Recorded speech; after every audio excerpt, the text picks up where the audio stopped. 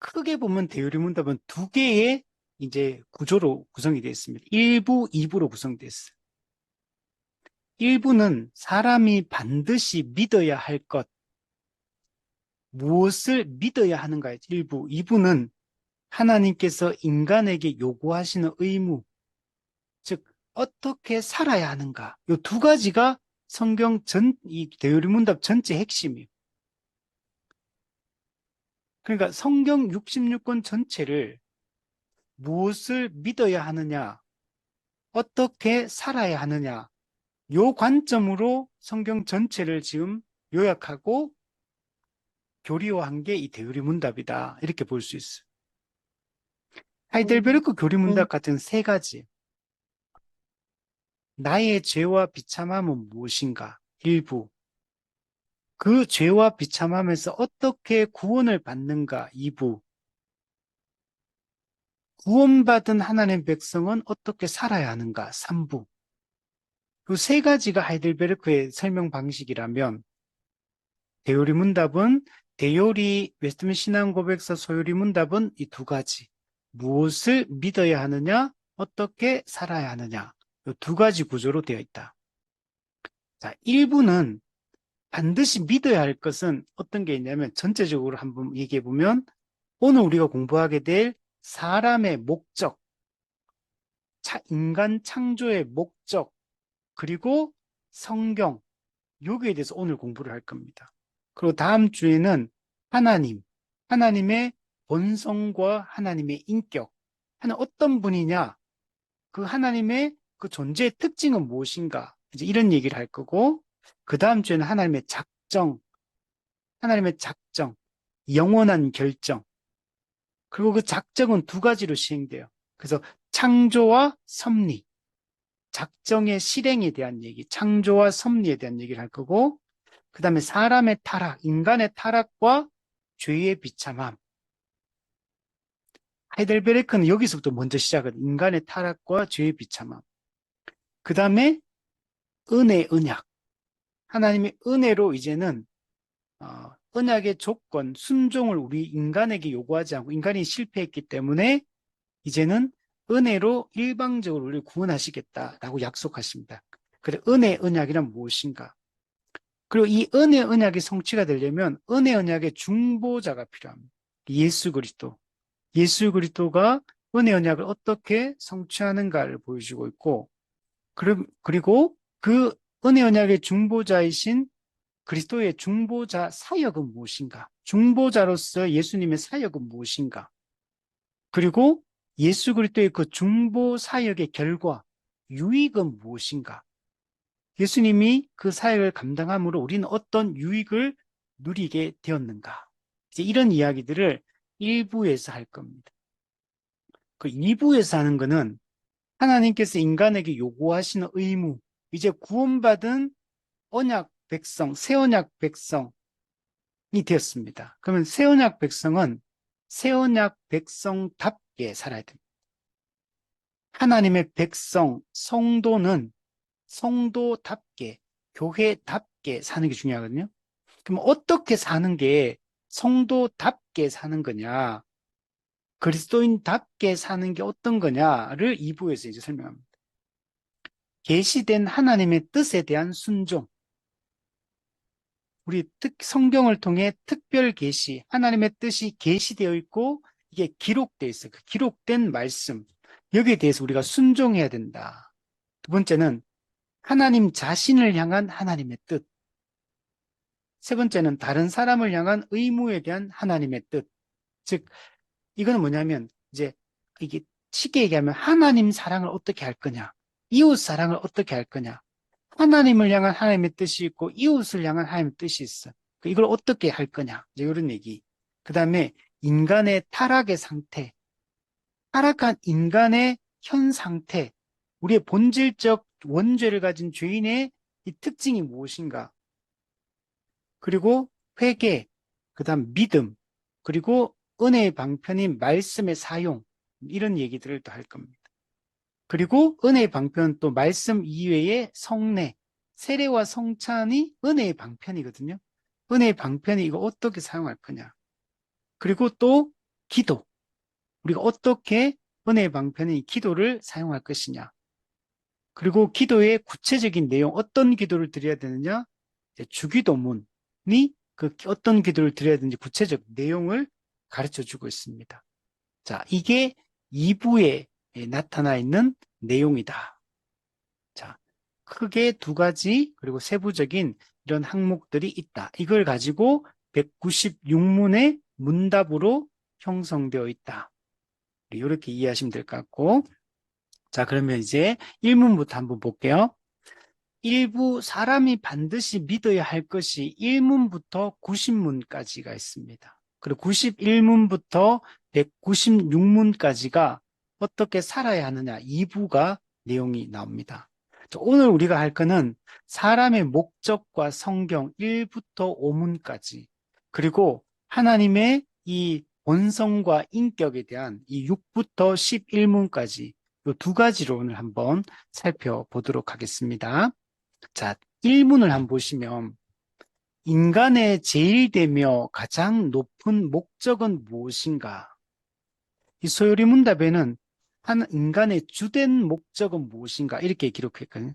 주된 목적, 제일된 목적, 가장 높은 목적. 하나님이 인간을 왜 창조했느냐? 인간은 독특하게 하나님의 형상으로 창조했고 또 하나님의 통치권을 위임해서 대리 통치자로 살게 하시는데 하나님이 인간이란 이 존재를 왜 창조하셨느냐? 그 창조의 근본 목적이 무엇이냐를 묻고 있는 겁니다. 이 질문에 대한 답을 가지고 있지 않으면 우리는 인생을 바르게 살아갈 수 없습니다. 그러면 하나님이 인간을 창조하신 목적대로 살 수가 없잖아요. 하나님의 제일된 주된 목적을 알지 못하면 어떻게 인간이 내가 누군지도 모르고 무엇을 위해 존재하는지도 모르는데 어떻게 인생을 바르게 살 수 있겠습니까? 그렇죠? 그래서 이 질문에 대한 답이 중요한 거예요. 우리 답을 보시면 인간의 제일되며 가장 높은 목적은 하나님을 영화롭게 하는 것이다. 그러니까 인간의 만들어진 목적이 나의 영광을 위한 게 아니에요. 나의 행복을 위해서 만들어진 게 아니에요. 천지를 창조하신 그 하나님을 영화롭게 하기 위하여 존재하고 영원토록 그 하나님을 온전히 즐거워하며 살게 하기 위하여 우리를 지으시고 만드신 겁니다. 하나님을 영화롭게 하고 하나님을 영원히 즐거워하는 것이 우리 사람이 존재하는 주된 목적이에요.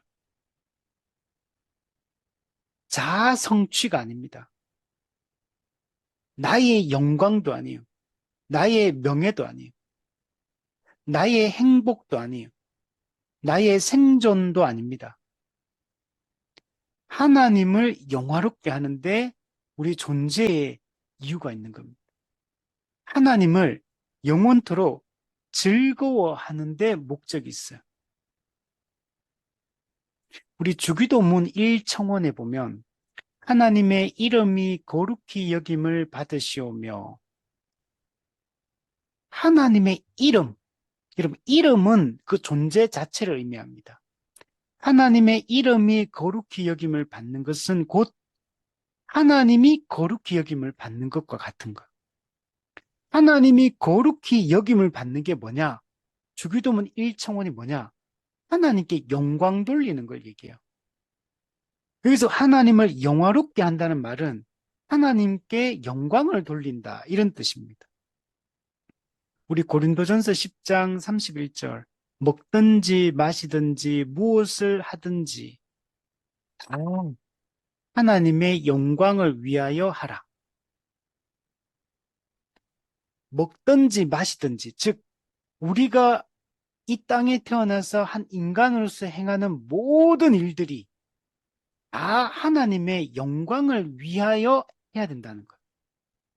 우리가 밥을 먹는 것도 하나님의 영광을 위해서 해야 되고 우리가 운동을 하는 것도 하나님의 영광을 위해서 해야 되고, 돈을 버는 것도 하나님의 영광을 위해서 해야 되고, 결혼을 하는 것도 하나님의 영광을 위해서 해야 되고, 공부를 하는 것도 하나님의 영광을 위해서 해야 되고, 자녀를 양육하는 것도 자녀 그 자체 행복이 아니라 하나님의 영광을 위하여 자녀를 양육하고, 인간이 이 땅에서 행하는 모든 일들은 심지어 보세요. 먹든지 밥 먹는 것도 하나님의 영광을 위해서, 물을 마시는 것도 하나님의 영광을 위해서, 옷을 입는 것도 하나님의 영광을 위해서, 다 하나님의 영광을 위하여 하라. 다. 이 다라는 말 속에 우리 인간이 행하는 행위 중에 포함되지 않는 게 없는 겁니다.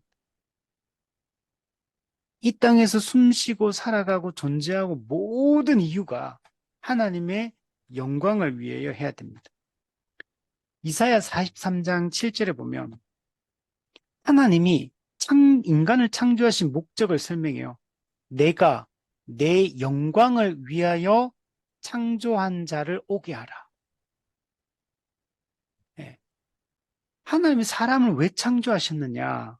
내 영광을 위하여 창조했다. 이렇게 얘기를 하는 겁니다. 그러면 우리는 하나님을 영화롭게 하는 것에 하나님께 영광을 위하여 그 모든 일을 해야 돼. 우리 교회에서도 그런 얘기 많이 하잖아요. 학생들한테 공부 열심히 해라 이러면서 하는 말이 하나님의 영광을 위해서 열심히 공부해라 이런 얘기 하잖아요. 그죠? 다 하나님의 영광을 위해서 하는 거예요. 근데 우리 여러분 하나님의 영광을 위한다 할 때 사람이 하나님의 영광을 드러내거나 만들어내거나 할 수 있느냐? 없어요. 사람의 행위가 하나님의 영광을 증가시키거나 감소시킬 수 있느냐? 없어요. 사람이 무슨 짓을 하든 하나님의 영광은 늘어나지도 않고요, 줄어들지도 않아요. 그냥 하나님은 스스로 그냥 그 영광을 가지고 계시고 자신의 영광을 스스로 지키십니다. 그냥 하나님은 스스로 영광 받으시는 분이에요. 누군가에 의해서 영향을 전혀 받지 않습니다. 그러니까 우리가 우리의 행위로 뭐 하나님께 영광을 돌린다. 사실 이 말이 그 은밀한 의미에서 보면 맞지 않는 말이에요. 인간의 행위가 하나님의 영광을 증가시키거나 감소시키지 못해요. 그냥 하나님은 영원전부터 영광스러우시고 그 모든 것을 초월해서 그냥 항상 영광스러우신 거예요. 근데 왜 그러면 여기서 하나님을 영화롭게 하라, 하나님의 이름이 거룩히 여김을 받게 하라 이렇게 얘기하느냐?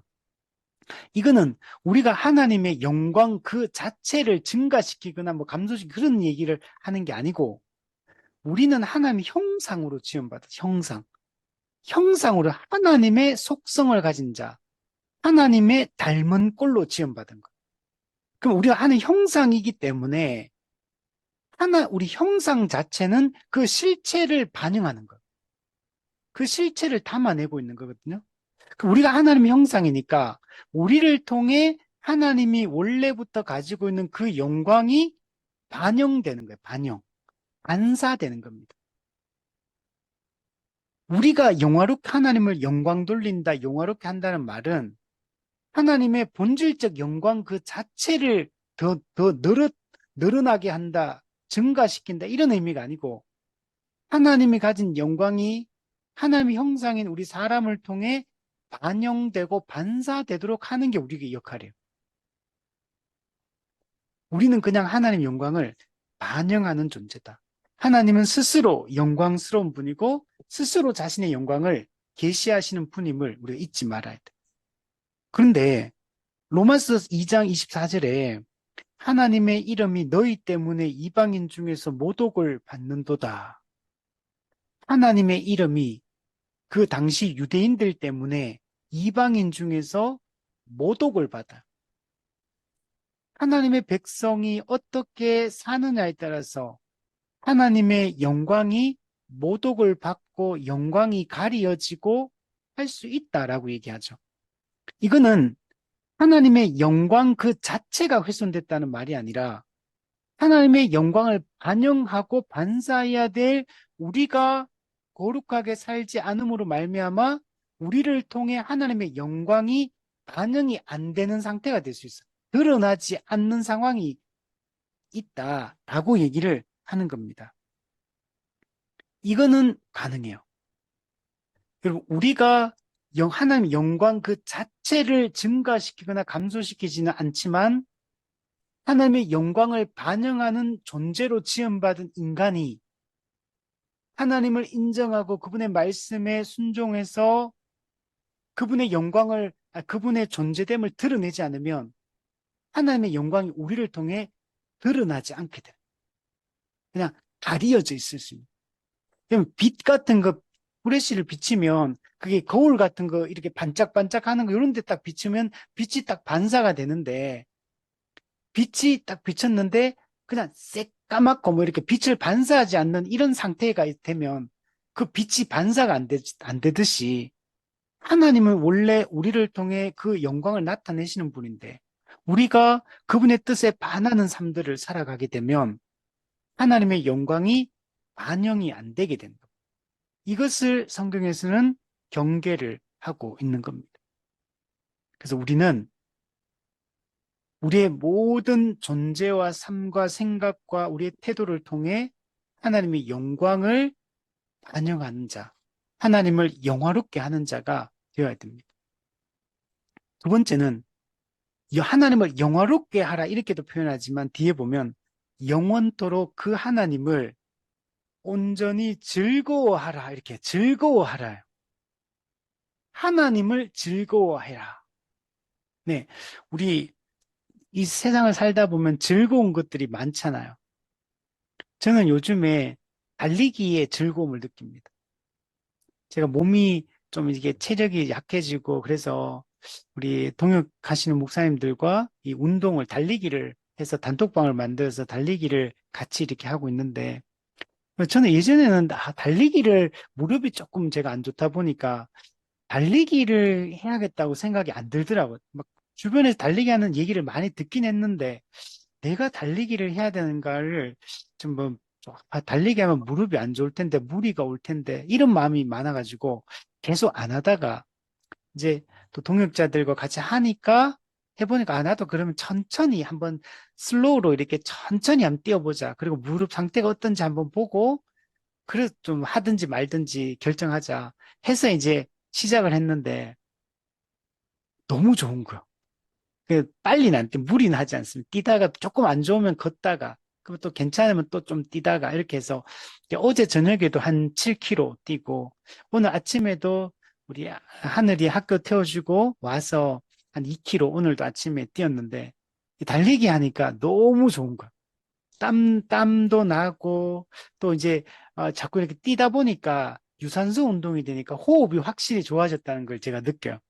지금은 이제 어제도 한 7km 뛰었는데 힘들다고 안 느껴지도 호흡도 차지도 않고 힘들지도 않고 계속 하니까 좋더라고. 그래서 이게 그냥 즐겁더라고. 그래서 시간 나면 자주 뛰어야겠다. 이제 이런 마음들을 가지고 있어. 그러니까 즐겁죠. 너 하기 싫은 거 시키면 안 즐겁잖아요. 또 우리 목요일마다 우리 또 간사님들과 간사 모임하고 또 우리 축구 하거든요. 즐거워요. 축구하면 즐거워요. 이게 즐거운 거 있잖아요. 즐거운. 이게 우리가 사람도 마찬가지죠. 좋은 사람을 만나면 같이 있으면 즐거워요. 그 사람과 대화도 즐기게 되고, 그 사람의 인격도 즐기게 되고, 함께 있는 시간도 즐거워요. 함께 밥 먹고 차 마시고 얘기 나누고 뭐 이런저런 얘기 하고 있으면 시간 가는 줄 모르고 하게 되잖아요. 즐거워요. 전 낚시도 좋아하거든요. 낚시하고 있으면 다른 사람들은 막 낚시하면 그 시간도 안 가는데 왜 그렇게 있느냐. 근데 전 낚시하면 시간이 너무 빨리 가더라고. 낚시하면 진짜 막 지난번에도 그때 아시는 분들하고 바다 낚시 이렇게 갔는데 아침에 가가 그래가 뭐 점심 먹고 오후에도 또 낚시하고 했는데 벌써 집에 갈 시간인 거예요, 벌써. 별로 안 했는 것 같은데. 근데 사실은 오전, 오후 다 낚시했거든요. 근데 이제 즐거우니까 시간이 너무 빨리 가는 거야. 아, 좀 더 하고 싶은데. 근데 그렇다고 해서 우리가 뭐 그 고기 잡아가지고 그거 먹는 것도 아니고 사실은 가지고 오는 것도 아니었거든. 그냥 그 자체가 그냥 즐거운 거죠. 이게 즐거운 거죠. 이게 여러분 하나님을 영원토록 즐거워하라고 얘기하는. 제가 예전에 청년 대학부 시절에 읽었던 그 책, 그때 소그룹 교재로 사용했었는데, 프레어라는, 이 기도라는 책이 있는데, 이 책에 보면 그때 그 책에서 제가 읽었던 내용이 가장 좋은 게 있어요. 기도가 뭐냐를 설명하는데, 여러 가지 얘기를 해요, 기도에 대해서. 근데 그 중에 제일 제 마음에 왔던 게, 그냥 하나님과 나와 이제 1대1로 독대가 딱 앉아 있어요. 하나님은 나를 보고 웃고, 나는 하나님을 보고 웃는 것이 기도다. 이렇게 얘기하더라고요. 그냥 그 기도, 하나님과 나와 같이 이제 1대1로 탁 앉아 있는데 아무 대화도 없어. 무슨 말이 굳이 필요 없는 거죠. 그냥 하나님은 나를 보고 웃는다. 하나님은 나라는 존재를 즐기는 거고 나는 하나님을 바라보면서 하나님의 존재를 즐기는 거. 하나님의 그 존재, 그분의 속성, 그분의 영광을 즐기는 거. 존재를 즐긴다는 거 알겠죠, 그죠? 그러니까 특별히 뭔가를 해서 그런 게 아니라 그냥 그 존재의 모든 것들이 그냥 즐겁고 함께 있는 기쁜 거죠. 그리고 우리는 하나님을 즐거워해야 돼. 그 즐거운 건 어떠냐면 늘 기다려지는 거잖아요. 즐거우면 기다리잖아요. 이렇게 제가 낚시 이런 거 좋아하니까 그러면 낚시 가고 싶어요. 갈 사람이 별로 없지만 그러면 그 낚시 가기로 약속 잡으면 그날이 막 기다려집니다. 같이 있으면 즐겁고 사람도 마찬가지고 만나면 즐겁고 기다려지고 하나님이란 존재가 늘 우리 마음속에서 함께 있고 싶은 분, 함께 있으면 즐거운 분. 저는 이걸 제가 처음 하나님 군대 제대하고 하나님 인격적으로 만나고 그때 제가 그랬던 것 같아요. 그때 진짜 하나님 그냥 시간만 나면 저는 이제 기도하고 싶더라고요. 그냥 시간만 나면 기도, 예배 마치면 기도하고 늘 기도할 공간을 찾아다녔거든요. 근데 그 시간이 너무 좋으니까 그냥 기도하고 찬송 부르고 성경 읽고 이렇게 있으면 너무 좋더라고요. 그게 제 청년기에 그때 제 그런 마음 상태였거든요. 그냥 진짜 시간 가는 줄 모르고 새벽 기도도 가면은 제가 거의 제일 마지막에 나왔거든요. 왜 그러냐면 그냥 즐거우니까. 그냥 있으면 너무 좋은 거예요, 그냥. 특별히 뭔가를 해서 그런 게 아니라. 그게 즐거운 거죠. 근데 그런 시간이 예배도 여러분 은혜 받으면 예배가 기다려지고 그 예배를 드리는 게 즐겁잖아요. 마찬가지로 하나님이란 분이 하나님과 함께하는 모든 것들이 즐거워져야 돼요. 이게 사람이 존재하는 목적이에요. 하나님의 형상으로 지원받았기 때문에 하나님이 인간을 만들 때 사귐, 교제를 위해 만들어 인격적 교제. 하나님과 인격적 교제를 나누는 그 기쁨, 즐거움, 그것이 우리의 존재의 이유가 되는 겁니다. 정리하면 인간의 제일 된 목적, 가장 높은 목적이 뭐냐? 하나님을 영화롭게 하고 영원토록 그분을 즐거워하는 것이다. 자, 두 번째, 그럼 하나님이 계시다는 사실은 어떻게 나타나는가? 그러면 하나님이 진짜 존재하는지, 살아 계시는지, 진짜 있는지 어떻게 알아요? 우리 사람들 전도하면 그렇게 하잖아요. 보여주면 믿겠다. 하나님 보여주면 믿겠다. 증거를 대면 내가 믿겠다. 이렇게 하잖아요. 그, 저도 그랬거든요. 제가 군대, 교회는 계속 다녔지만 인격적으로 군대 제대할 때까지 하나님을 제가 생각할 때는 못 만난 것 같아요. 물론 그전에도 뭐 나름의 그런 신앙생활 열심히 했고 나름의 체험은 있긴 있었는데 근데 확신하지 못했어. 제가 제대하고 하나님 만나고 나서 제가 이게 하나님을 진짜 확신하는 거구나 라고 제가 그때 느꼈으니까 그 전에는 그런 게 없었거든요. 왔다 긴가민가 늘 뭐 약간 그런 상태였고, 그렇다고 또 하나님 없다라고 생각되진 않고, 또 있는 것 같기도 하고 또 없는 것 같기도 하고 뭐, 그러나 또 신앙생활 열심히 했고, 근데 딱 만나보니까 확신하는 이게 이런 거구나라는 거 이제 명확하게 다르니까 이제 제가 알게 되었는데, 그때 그 전에 제가 그랬거든요. 특히 고등학생 때 하나님 있는지 없는지 나도 확인하고 싶은데 확인이 안 되는 거예요. 그 제가 그때 고등학생 때 기도했던 게, 하나님 진짜 존재하면 저한테 좀 증거를 보여달라고. 근데 그 고등학교 시절 내도록 그렇게 그 뭐 간절한 건 아니었지만 늘 그런 마음이 있었는데도 하나님을 제가 못 만났거든. 뭔가 아무런 무슨 사인도 없고 뭐 아무것도 없더라고 저한테는. 다른 사람들은 보니까 막 만났다 그러고 막 인격적으로 뭐 만났다 그러고 막 그 반응들이 나타나는데 저한테는 뭔가 아무런 느낌, 사인 이런 게 없더라고요. 그때 했던 게 하나님이 계시다는 사실을 알고 싶은데, 확신하고 싶은데 어떻게 그 알 수 있느냐? 자, 여기 답이 있는. 인간 안에 있는 본성의 참된 빛과 하나님의 피조물들이 명백하게 하나님이 계심을 선포한다.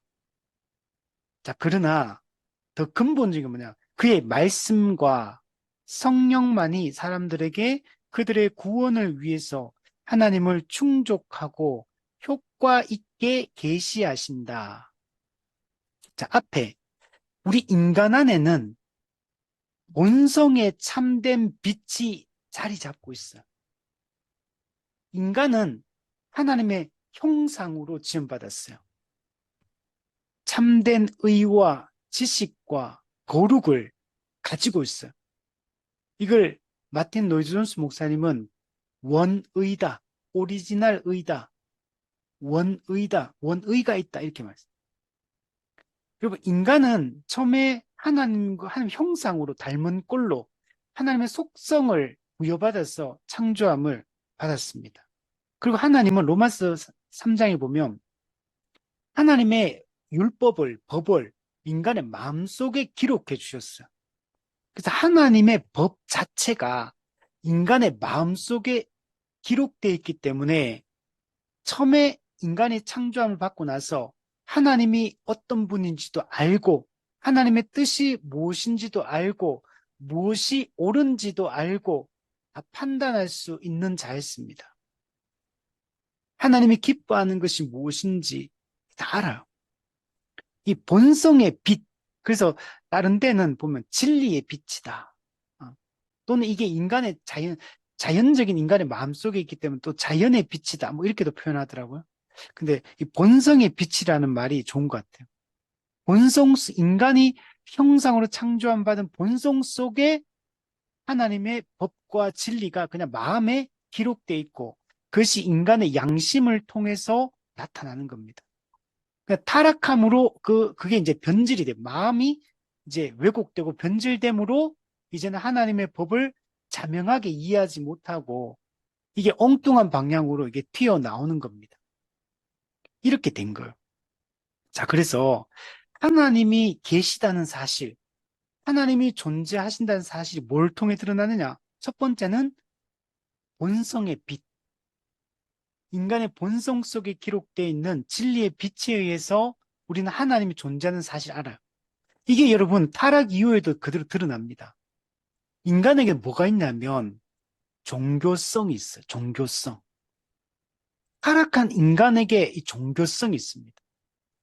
우리 전도서의 솔로몬은 그 영원을 사모하는 마음이에요. 영원을 사모하는 마음. 인간 속에는 기본적으로 진리를 찾고 신을 찾는 기본적 속성이, 이 종교성이 원래 있는 겁니다. 근데 이게 타락함으로 말미암아 이 본성에 기록되어 있는 이 진리의 빛을 잃어버려서 우리가 하나님을 정확하게 알지 못하게 여러분 된 겁니다. 자, 그래서 우리가 자명한 진리란 말이야. 모든 인간 속에는 하나님의 법이 기록되어 있는 존재였기 때문에 그냥 예를 들면 부모한테 함부로 하면요. 그러니까 누구든지 마음에 찔림을 받고 누구든지 저거는 잘못됐지 이렇게 생각해요. 이게 문화권이 다 달라도 다 똑같아요. 누가 사람을 죽인다. 아, 저거는 아니지. 저건 악한 일이지. 저건 하면 안 되지. 다 알아요. 그게 다 원래 인간의 마음속에 이 본성의 빛, 진리의 빛이 담겨 있기 때문에 그런 겁니다. 자명하게 진리를 알고 있는 존재. 물론 타락함으로 구원과 관련된 모든 지식은 잃어버리게 됐어요. 그리고 인간의 마음 자체가 변질되었기 때문에 양심도 왜곡되고 그래서 드러나는 것들이 하나님의 뜻에 맞지 않는 생각과 행동들이 나타나게 된 겁니다. 그러나 원래는 안 그랬다. 그래서 하나님이 계시다는 사실을 어떻게 알 수 있느냐? 본성에 참된 빛이 명백하게 증가하고 있기 때문에 아무리 아니라고 주장해도 내 본성 자체에 담겨있는 빛이 하나님이 계시다는 사실을 명백하게 증거한다는 것. 두 번째, 하나님의 피조물들이 명백하게 하나님이 계시다는 사실을 증거합니다. 피조물. 우리 로마서 1장 20절에 보면 하나님의 영원하신 능력과 신성이 하나님의 영원하신 능력과 신성이 그가 만드신 만물에 분명히 보여 알려졌나니 그러므로 너희가 핑계하지 못할지니라. 여러분, 하나님이 만든 이 피조물, 이 피조 세계 속에 하나님의 능력과 신성이 여러분 담겨 있는 겁니다. 그러므로 아무도 하나님의 이 계시다는 사실, 하나님의 신성과 능력을 부정할 수가 없어요. 그럼 세상 사람들 중에는 무신론자들이 있죠. 신은 없다. 이렇게 주장하는 사람이 있어요. 근데 신이 없다고 아무리 주장한다 하더라도 신이 없어지는 게 아니에요. 본성의 빛이 모든 피조 세계가 하나님의 영광을 드러내고 있고 하나님이 어떤 분인지를 계시하고 있어요. 이걸 우리는 자연 계시, 일반 계시라고 하죠. 원래 타락하기 전에는 자연에 담겨 있는 그걸 통해서 하나님을 알아요. 일반 계시를 통해 하나님을 알 수 있어요. 타락함으로 일반 계시, 자연 계시만으로는 하나님을 정확하게 이제는 알 수 없게 된 거.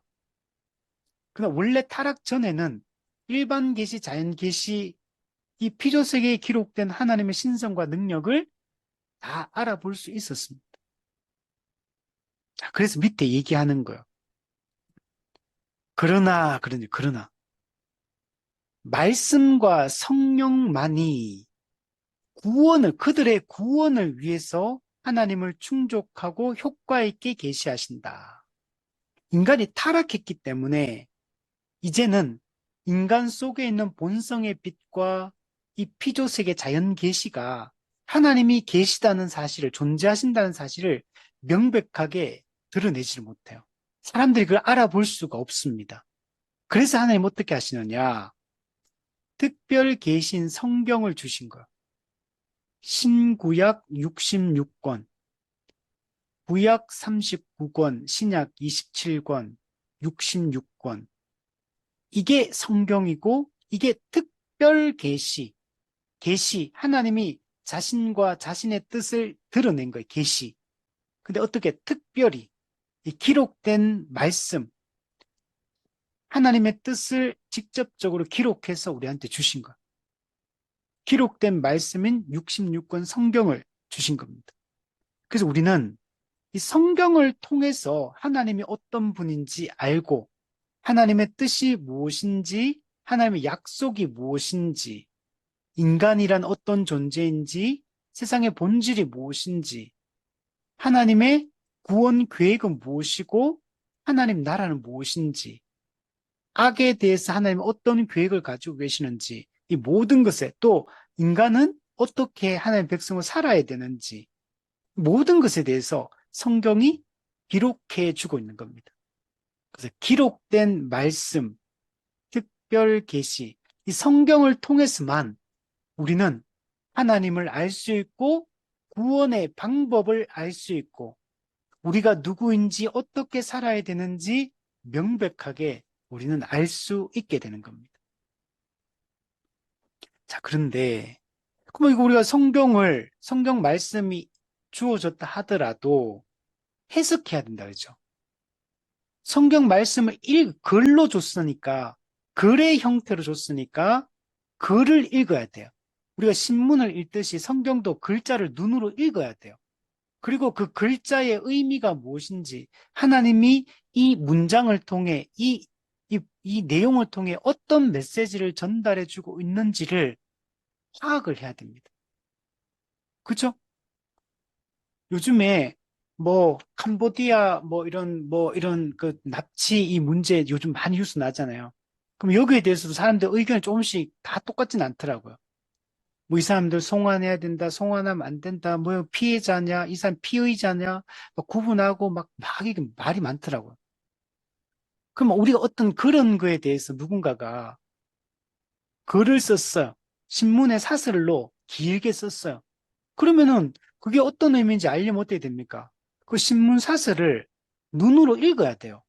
글자를 읽어봐야 돼. 글자를 쭉 읽어보면서 이게 무슨 의도로 어떤 의미를 담아서 어떤 주장을 하려고 이 글을 쓰는가를 앞뒤를 살피면서 문맥을 살피면서 쭉 생각해보면서 읽어 나가야 돼요. 이 사람이 지금 데리고 오자는 얘기인지 데리고 오지 말자는 얘기인지 뭐 어떻게 하자는 얘기인지 이걸 읽어보고 해석하고 의미를 파악해야 되죠. 이런 과정이 필요한 겁니다. 우리가 성경을 읽을 때도 성경도 우리가 성경이지만 성서라고도 하는 성서, 책이에요, 책.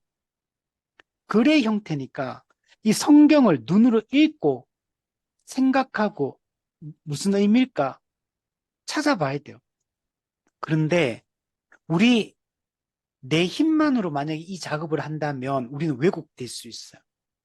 인간은 타락한 존재고 우리는 각자 경험이 다르고 배경 지식도 다르고 우리는 판단도 객관적으로 할 수 없는 이런 주관적인 존재예요. 그러므로 내가 성경을 볼 때 오직 인간적인 내 능력만으로 만약에 성경을 읽고 이해를 하려고 하면 왜곡할 소지가 매우 높고 잘못 오해할 가능성이 높아요. 그래서 성경은 그리고 또한 내 인간의 능력으로 성경을 이해할 수 있느냐?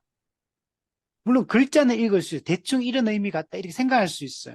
그러나 영적인 진리이기 때문에 이거는 인간의 이 본성만으로는 성경의 우리를 구원하는 구원의 그 진리를 깨달을 수는 없어요. 참된 믿음을 가질 수는 없어요. 반드시 뭐가 필요하냐면 성령님의 도우심이 필요해요.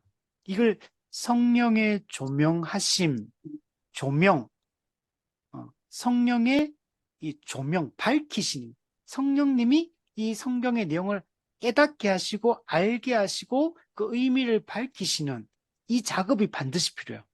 이걸 성령의 조명하심이라고 해요. 조명. 우리 조명 있잖아요. 조명. 밝힌다. 조명하는 거. 이 성령님의 조명하심을 통해서 우리는 진리를 깨닫게 되는 거예요. 자, 그래서 밑에 그렇게 얘기하는 거예요. 구원과 관련된 이 참된 진리와 지식은 오직 특별 계신 말씀과 그 말씀을 조명하시는 성령님에 의해서만 그 진리를 우리는 알고 깨달을 수 있다.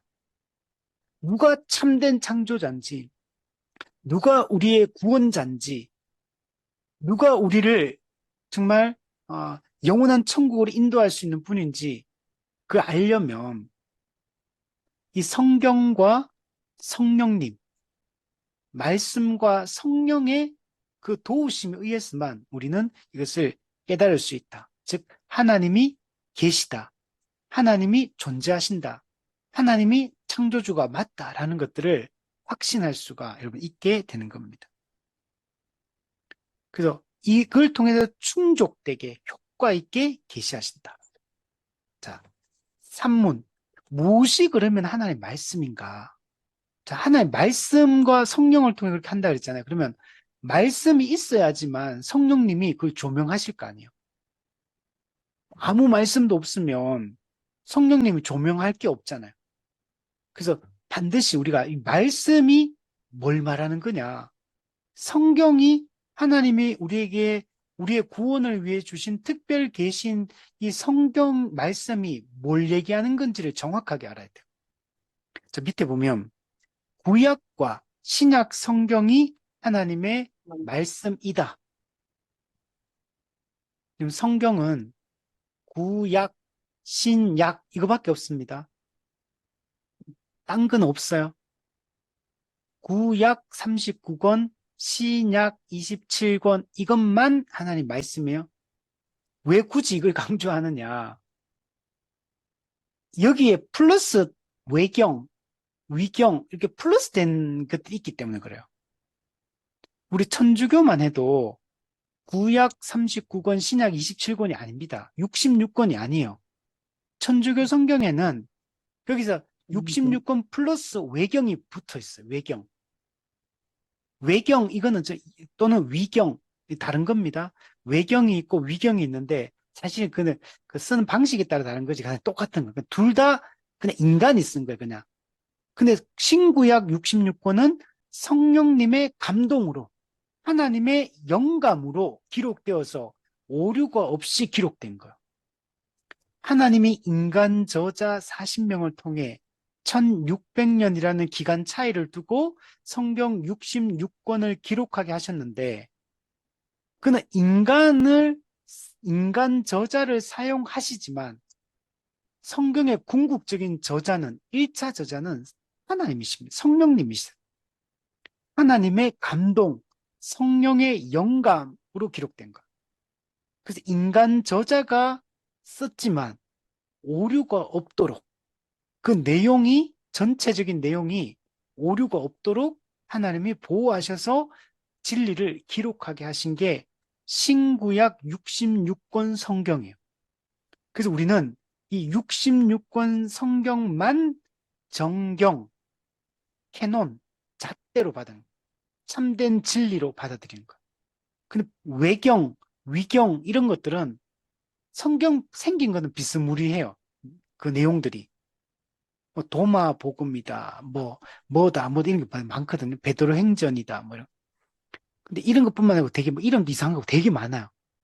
근데 이 외경이나 위경은 그냥 인간이 그냥 쓴 거예요, 인간이.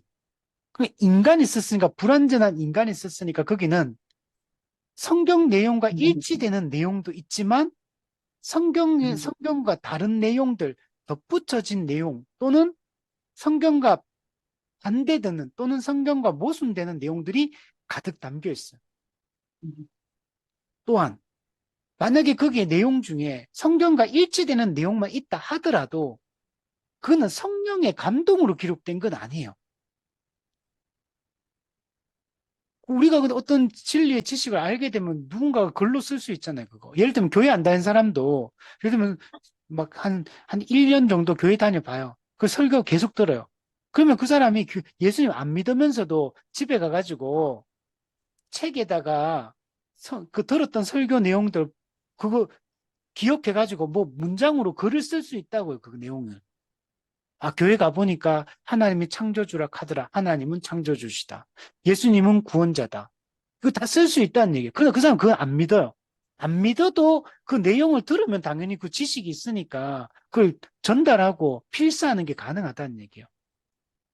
근데 그걸 갖다가 이거는 성경의 내용과 똑같은 내용이니까 이거는 성경과 동일한 권위를 가진 이런 오류가 없는 글이다. 이렇게 말할 수 있습니까? 그렇게 할 수 없죠. 제가 만약에 이 성경의 내용들을 가지고 요약 정리해가지고 탁 썼어요. 근데 그 성경의 내용과 일치되는 내용이요. 그러면 제가 그 노트에다 그 1,000원 주고 산 그 노트에다가 제가 쓴 그 내용이 성경의 내용과 일치한다고 틀린 게 없다고 해서 그게 정경이 됩니까? 그게 오류가 없는 하나님의 말씀이 됩니까? 그건 아니라는 거. 자, 그래서 우리 이걸 잘 구분해야 되는 거. 우리는 하나님의 말씀은 오직 신구약 66권 성경밖에 없고 또 뒤에 보세요. 신앙과 순종의 유일한 규범이다. 신앙, 무엇을 믿을 것인가. 그 다음에 순종. 이건 생활이에요, 생활. 순종. 어떻게 살 것인가. 여기에 대한 유일한 규범, 유일한 규칙, 유일한 원리입니다. 즉, 무슨 말이냐면 성경은 우리 사람이 믿어야 될 내용이 뭔지, 사람이 사람답게 어떻게 살아야 되는지에 대해서 이 모든 것을 성경이 기록해주고 있다는 것. 근데 이걸 기록해주는 건 오직 성경밖에 없다. 유일한 규범. 성경 이외에서 우리가 뭘 믿어야 되는지 찾으면 안 돼요. 어떻게 인간답게 살아야 되는지 다른 데서 찾으면 안 돼. 다른 데는 다 왜곡되고 오류가 있고 이런 거요. 그러나 성경은 최종권입니다. 오류가 없는 무오한 진리입니다. 그래서 우리는 인생의 답을 찾고 어떻게 살아야 되는지 뭘 해야 되는지 답을 찾으려면 성경으로 돌아가야 돼. 그래서 종교개혁도 성경으로 돌아가자 이렇게 한 거예요. 왜? 성경이 최종권이니까. 중세 로마 가톨릭이 성경에서 벗어나니까 진리가 왜곡된, 교회가 타락하는 거. 그 성경으로 돌아가는 게 우리가 개혁되고 회복되는 방식입니다. 이거 확신해야 돼요. 성경이 최종권이다. 절대적 권이다. 궁극적 권이다. 성경과 이게 비교할 수 있는 것은 없다. 모든 것은 성경이 판단한다. 성경이 가는 데까지 가고 성경이 서는 데 선다. 성경이 yes라고 말하면 나도 yes라고 말하고 성경이 no라고 말하면 나도 no라고 말한다. 성경이 모든 것을 결정하는 절대적 기준이다. 이걸 확실히 가지고 이게 이제 권위 문제인 거예요. 최종 권위. 성경을 이렇게 믿는 게 중요해요. 근데 오늘날 성경은 오류가 있는 것처럼 말하는 수많은 신학들이 있는 겁니다. 성경의 어떤 내용은 하나님의 말씀, 어떤 내용은 하나님의 말씀이 아니고 사람의 말이라 그러고 어떤 거는 성경에 있는 내용은 빼버리고 재단해가지고 남겨가 그것만 하나의 말씀이라고 이렇게 주장하고 이게 너무 많은 거. 그럼 성경의 무오성을 믿어야 돼요. 무류성이 아니고 무오성. 성경 전체가 오류가 없는 하나의 말씀이다. 이걸 우리는 확실하게 받아들여야 돼요. 그럼 고린도전서 4장 6절에 보면 고린도 교회는 수많은 문제를 가졌어요. 분열의 문제, 음행의 문제, 세상 법정에 송사하는 문제, 성만찬의 문제, 은사의 문제.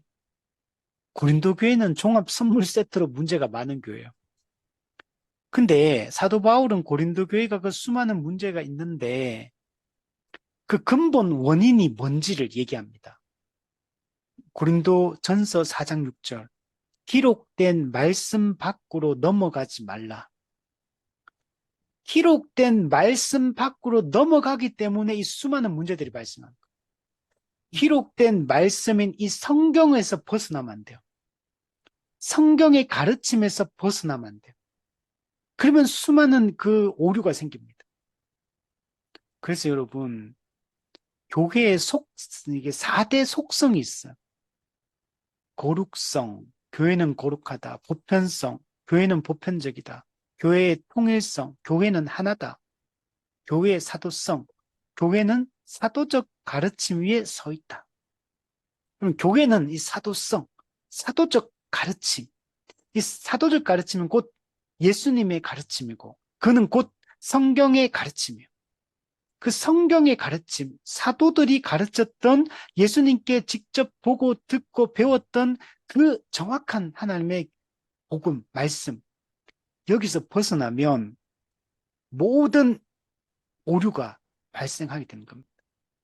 그래서 우리는 이 성경관이 그래서 중요한 거야.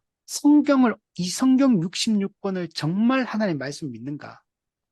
진짜 이 말씀이 최종권이라는 걸 믿는가? 성경이 가는 데까지 가고 성경이 서는데 서겠다는 확실한 결단이 우리한테 있는가? 이게 매우 중요한 겁니다. 자유주의 신학은 성경을 완전히 재단해버렸고 비평주의를 가지고 또 신정통주의도 또 여러 가지 하나님의 초월성을 강조하고 그리스도 중심성을 강조하고 또 아주 좋은 일들을 전적 타자로서 하나님, 초월적인 하나님 이런 거 강조하는 건 잘했는데 성경은 이 비평주의를 받아들여가지고 성경을 우리처럼 이렇게 생각을 안 하는 거예요. 문제가 있는 겁니다.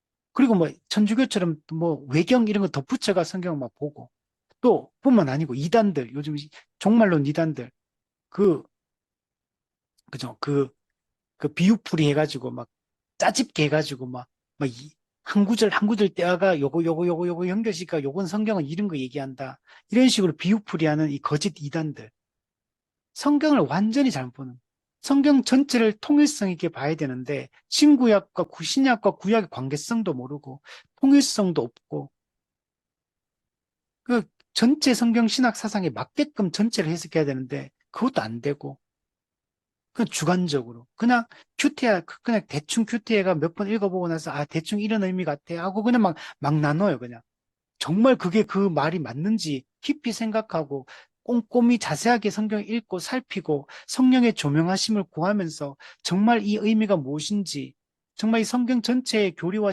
사상에 맞는 건지 확인하는 과정도 없이 그냥 느낀 대로 내 경험에 의해서 그냥 느낀 대로 내 주관적인 판단에 근거해서 그냥 내가 대충 보고 아 이건 대충 이런 의미 같아 하고 그냥 막 적용하고 나누고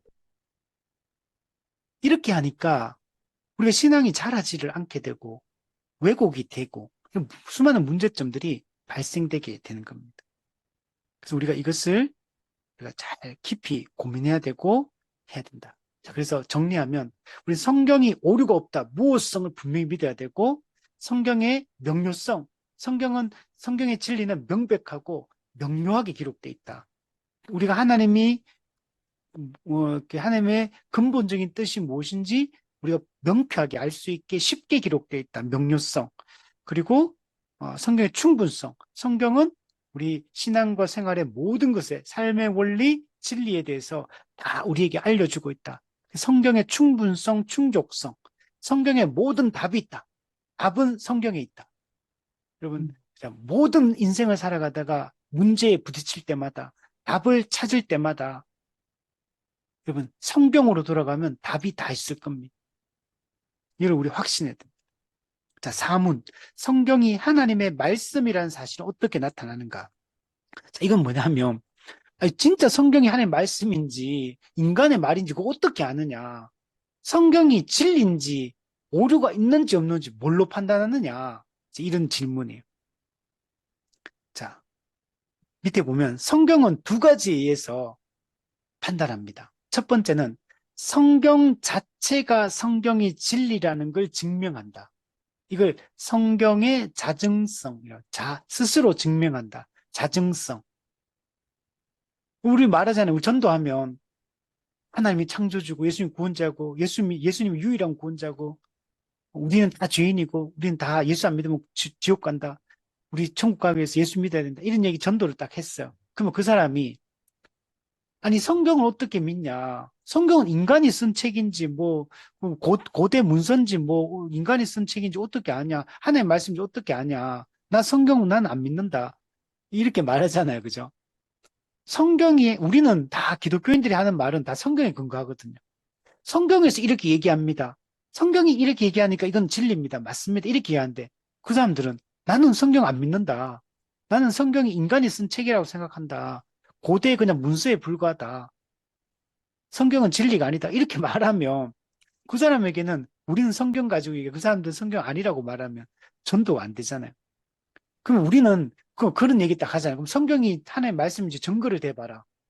어, 성경이 진리라는 오류가 없는 진리라는 살아계신 신의 말씀이라는 증거를 대라.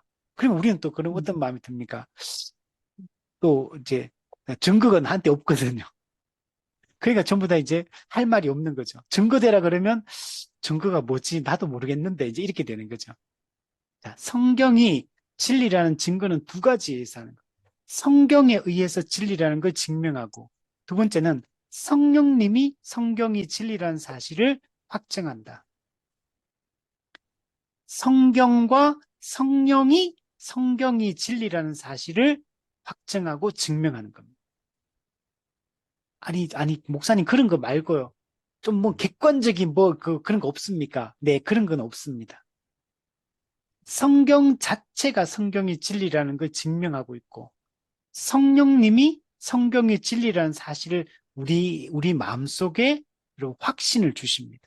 이 두 가지 방식으로 우리는 성경이 하나님 말씀 진리라는 사실을 확신하게 되는 거예요. 무슨 객관적인 눈에 보이는 증거가 없습니까? 네, 그런 거 없어요. 근데 성경 자체의 특징을 보면 성경이 진리가 아닐 수가 없습니다. 또 성령님이 우리 마음속에 객관적으로 주시는 내적 확신들이 성경이 진리가 아니다라고 부정할 수 없어요. 자, 한번 질문해 볼게요. 여러분 지금 성경이 하나님의 말씀, 천지를 창조하신 신의 말씀이라고 믿고 있습니까? 지금 그거 부정해 보세요. 부정. 의심해 보세요. 의심. 됩니까? 성경은 오류가 있다. 성경은 신의 말씀이 아니다. 성경은 가짜다. 인간이 쓴 글이다. 자, 그렇게 한번 생각해 보세요. 자기 자신을 그렇게 한번 가스라이팅 해 보세요. 됩니까? 그냥 100% 하나님 말씀 믿어지잖아요, 그냥. 근데 여러분, 무슨 증거를 가지고 그렇게 믿었습니까? 무슨 근거로 성경이 진리라고 지금 믿고 있습니까? 뭐, 뭐 있었어요? 뭐 증거 있었어요? 그냥 어느 순간부터 믿어지잖아요, 그냥. 그냥 믿어지고 그냥 의심이 안 들잖아요, 그냥. 성경의 모든 내용을 내가 알았어가 아니에요. 성경의 어떤 내용들은, 이거 좀 이해가 잘 안 된다. 이건 무슨 말인지 잘 모르고 이러고 있죠. 저도 있는데. 그런데, 그럼에도 불구하고, 내 머리로, 내 이성으로, 내 경험으로 이해 안 되는 게 많은데도 불구하고, 근데도 성경의 진리라고 그냥 믿어지잖아요, 그냥. 부정하고 싶은데 지금 부정하고 싶어도 부정 자체가 안 되잖아요. 그럼 우리한테는 여러분, 은혜 받은 사람은 두 가지를 부정 못 해요. 하나님은 없다. 성경은 가짜다. 한 부정해 보세요. 안 됩니다. 아. 근데 그거는 무슨 증거가 있고 객관적인 근거가 있어 그런 게 아니고 그냥 성령님이 우리 속에 그냥 확신을 주시기 때문에 부정이 안 돼요. 자, 그러면 이런 얘기만 하면 그거 너무 주관적인 거 아니냐 또 이렇게 또 따지겠지만 물론 주관적으로 가짜로 확신할 수도 있습니다. 그러나 또 성령이 진짜로 성경이 진리는 사실을 확신하게 하십니다. 자, 근데 그것도 있고 첫 번째는 성경 자체가 성경의 진리라는 객관적 증거라고 할 수 있어요. 자, 그 내용을 보면 성경은 그 장엄함과 순수함을 보니까 성경은 정말 하나님의 말씀이구나라고 믿어진다는 거. 그럼 성경은 내용이 장엄합니다. 내용 자체가.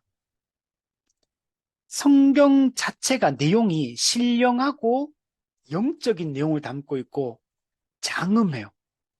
이 천지 창조부터 인간의 종말,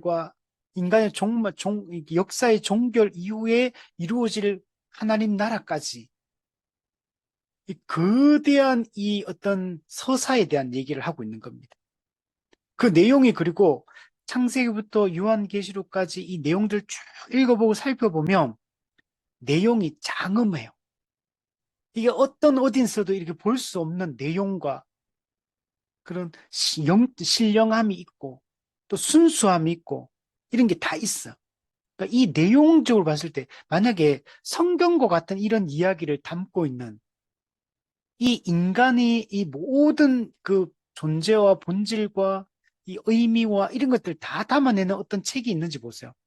불교 경전을 저는 안 읽어봤지만 불교 경전이 이야기하는 얘기들을 들어봤을 때는 성경에 말하는 이런 장엄한 내용이 없어요. 그럼 성경만 이건 가지고 있는 겁니다. 성경은 아주 명쾌하고 분명하고, 자, 혹시 또 이런 내용이 있다 하더라도 모든 부분이 일치해야 됩니다. 일치, 통일성이 있어야 돼요. 성경 66권은 통일성 있는 가르침, 일치된 가르침입니다. 40명의 인간 저자 1600년이라는 기간차가 있잖아요. 그리고 지역도 다르고 그 사람들은 서로 몰라요. 그런데도 불구하고 성경에 기록된 내용들이 전체가 통일성 있는 가르침이에요. 의미의 충돌이 일어나지 않아요. 그리고 그것이 계시가 점진적 계시, 점진적으로 계시가 주어지고 그것이 약속과 성취라는 형태로 성경에 기록이 되어 있는 겁니다. 이런 걸 볼 때 이걸 이거 누가 만약에 이걸 짜집개가 또는 아니 지어내요. 어떤 뭐 유명한 어떤 소설가가 이걸 막 이런 내용 성경에 있는 내용들처럼 이걸 머리로 짜내가지고 모든 걸 딱딱딱딱딱딱 끼워 맞춰가지고 이렇게 쓰는 게 가능하냐? 그게 불가능합니다. 혹시 또 그렇게 썼다 하더라도 문제는 뭐냐면 이게 실제가 돼, 성취가 돼야 돼, 성취. 근데 이런 주장만 해가는 안 돼. 주장했던 내용들이 실제로 역사 속에서 이루어져야 돼요. 성취가 돼야 돼. 근데 성경에 있는 내용들은 구약에 했던 얘기들이 이루어지는 것들을 다 보여주잖아요, 성경에서. 그리고 이건 실제 역사 속에서 이렇게 실제로 일어났고 지금도 일어나고 있으며 앞으로도 일어날 걸 우리는 확신할 수 있어요. 그러니까 이 모든 게 다 맞아떨어져야 돼. 모든 조건들이. 왜냐면 불교도 뭐 나름의 세계관들이 있어요. 다른 종교들도 보면 나름의 그 사후 세계까지 그 어떤 개념들을 어떤 원리들을 가지고 있거든요. 근데 그 내용들이 이슬람도 그렇고 충돌합니다. 내용들이 안 맞아요. 그리고 그것이 그렇게 주장했다면 역사 속에 실제로 성취가 돼야 돼. 이루어져야 돼. 예언이라는 건 뭐냐면 예언을 했다고 되는 게 아니고 예언은 반드시 구약성에 보면 증흠이 돼야 돼. 증흠. 성취되고 증거로 증명돼야 돼. 증명. 실제가 돼야 된다는 거. 그게 안 되면 그건 가짜예요. 그래서 근데 성경은 그 내용의 장엄함과 신령함, 또 순수함, 그리고 하나님의 구원계, 이 우주적 회복이라는 이, 이 개념들이 다 이게 내용의 장엄함도 그렇지만 또 통일성, 일치된 거, 이거 중요해요. 그리고 또 목적, 모든 영광을 하나님께 돌리는 전체 의도, 예, 목적이 또 선명하고 분명해요.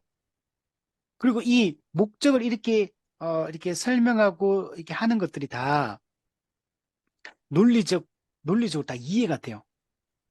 그리고 성경이 전체 성경 내용이 전부 다 이 오직 하나님의 영광이 목적이라는 사실을 명백하게 보여줍니다. 그래서 우리 종교개혁의 원리 중에 오직 하나님께 영광이라는 원리가 나온 거예요. 또한 그것만이 아니에요. 가르침의 효과. 아까 이제 주장했던 내용이 성취가 반드시 되어야 되고 또한 어떤 이 내용을 가르쳤을 때 효과가 있어야 돼, 효과. 효과가 없으면 그는 진리가 아니에요.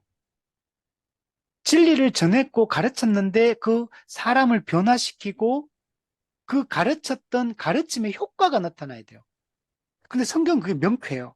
죄인들을 깨닫게 하시고 죄를 회개하게 만들고 하나님 예수님을 믿게 만들고 또 믿는 자들을 위로하고 구원에 이르게 자라게 하고 성경은 여러분 똑같지 않습니까? 우리 성경 가르치면 어때요? 사람이 회심하잖아요. 거듭나잖아요. 거듭난 사람들의 특징이 뭡니까? 이전에 관심 없던 거에서 이제는 관심을 갖기 시작해요. 옛날에 좋아하는 거 이제 안 좋아해요. 이제는 새로운 걸 좋아해. 관심사가 변하고, 우선순위도 변하고, 생각도 변하고, 태도도 변하고, 행동도 변하고, 인생의 목적과 삶의 방향성도 바뀌고 다 바뀌어요. 근데 성경 배운 사람은 똑같은 결과물이 나오잖아요. 똑같지 않습니까? 성경 가르치면 다 똑같은 방식으로 이게 똑같고 비슷한 모습으로 비슷한 생각을 다 갖잖아요. 이게 뭐냐? 가르침의 효과예요. 우리 사람은 안 변한다 그러잖아요. 인간은 고쳐 쓰는 게 아니다. 사람은 안 변한다. 근데 말씀을 배우면 사람이 변하잖아. 자기 중심적인 사람이 이타적인 사람이 되고 하나님의 영광을 위해서 자기를 희생하기 시작하고 말씀을 가르칠 때 나타나는 효과가 똑같아요, 전부 다. 반응이 똑같다는 거예요. 그러니까 이 성경이 진리가 아니라고 말하기가 어렵다는 거예요. 성경이 진리라는 것은 그 내용에 있어서도 그 통일성, 그리고 가르침의 효과, 그리고 목적, 이 모든 걸 생각해 보면, 그래서 뒤에 보면 그렇게 돼 있는 거야. 그 자체가, 성경 자체가 하나님의 말씀임을 명백하게 나타낸다. 그래서 이걸 자증성, 성경이 스스로 성경이 진리라는 사실을 증명하고 있다. 이렇게 또 말하면 이렇게 말할 거야. 성경은 그냥 고대 문서 아니냐. 예, 그러면 여러분, 뭔가가 진리라는 사실을, 뭔가 그 진짜라는 사실을 어떻게 합니까? 그 자료를, 역사적 자료를 찾아보고, 그거 가지고 이게 진짜다, 가짜다 판단하는 거 아닙니까? 이순신 장군의 난중일기가 진짜입니까, 가짜입니까? 그 내용 읽어보고, 그 내용들을 다 연구해보고, 이건 진짜 이순신 장군의 얘기가 맞구나. 이순신 장군이 쓴 게 맞겠구나. 이건 진짜 역사적인 게 맞구나. 이렇게 판단하는 거 아닙니까? 그러면, 그러면 공자, 맹자, 소크라테스, 그 사람들이 했던 말이 진짜 그 사람들 실존 인물 맞습니까? 그 사람들이 남겨놨던 글과 자료들, 그 진짜 맞습니까? 우리 그거 진짜라고 믿고 있잖아요, 지금. 그럼 공자 얼마 유명? 공자. 공자 예수님보다 더 그 이전 사람이에요. 소크라테스, 석가모니 다 예수님보다 더 옛날 사람이에요. 더 옛날 사람. 음. 근데 우리 그 사람들이 했던 말 지금 다 그 사람 진짜 실존 인물이고 그들이 했던 말들, 그들이 남겼던 기록들 다 그 연구해가지고 이거는 진짜 이건 가짜고 분류해가지고 그리고 정리해가지고 받아들이고 믿고 있잖아요. 성경도 마찬가지인 거. 성경도 수많은 사본들이 있거든요.